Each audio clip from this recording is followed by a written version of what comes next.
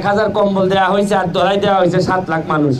আমি যে কি যন্ত্রণায় আছি আমি জানি। যে এর আগে তো অনেক কিছু বলছি, এখন তো গিয়ে দেখি যে ব্রিজ নাই, কালভার্ট নাই, কত কিছু নাই।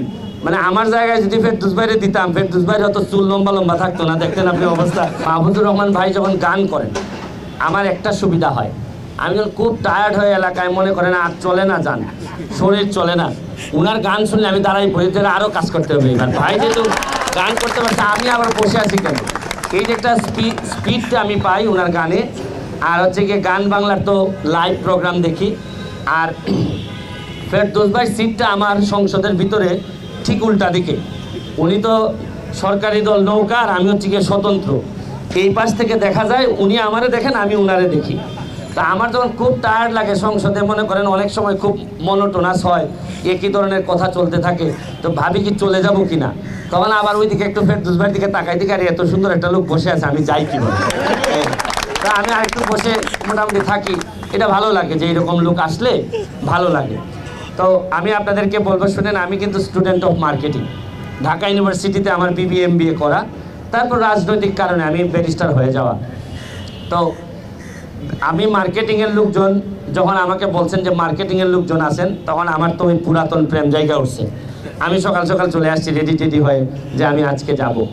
তবে আমি শুধু একটা কথা বলি, শুনেন, আপনাদের যারা মিডিয়ার লোকজন যখন খেলেন, এটা মাঠেই খেলেন আর ঘাটেই খেলেন, তখন কিন্তু খেলাটা খুবই চমৎকার হয়। আপনারা ভালো খেলছেন বলে আমরা কিছু লোক MP হয়ে বের হয়ে গেছি। ধরেন আমার ভোট সেন্টার ছিল হচ্ছে গিয়ে 178টা।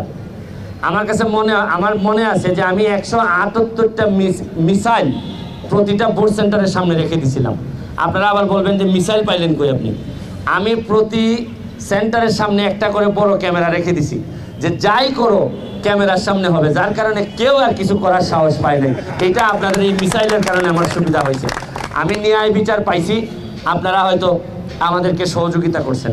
আপনারা সারা জীবন মানুষের জন্য সহযোগিতা করবেন, আপনাদের জায়গা থেকে করবেন।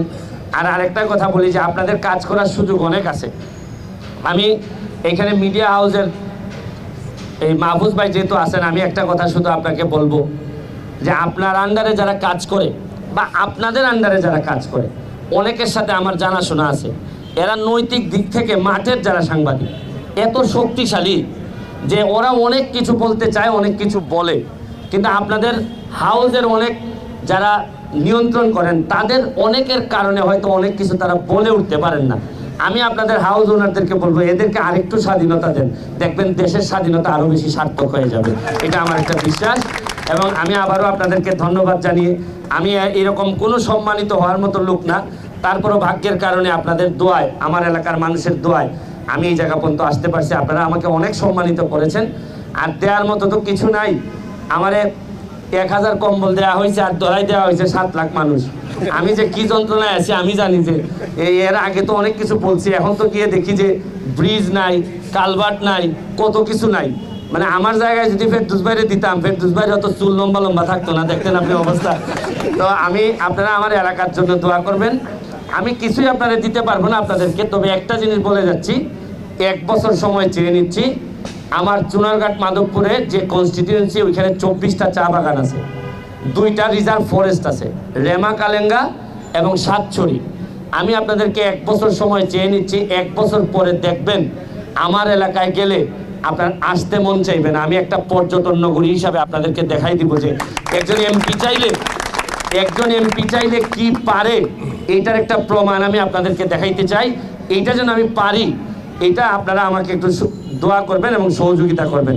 আর আরেকটা জিনিস হচ্ছে গিয়ে, এখন কিছু দিতে না পারলেও আপনারা 1 বছর পরে আপনারা এই গ্রুপটাই যদি আমার এলাকায় কখনো পিকনিকে যান বা যে কোনোভাবে ঘুরতে যান, আমার পক্ষ থেকে পুরাটাই ফ্রি করে দিব আমি, আপনারা যেন সুন্দর করে ঘুরতে পারেন।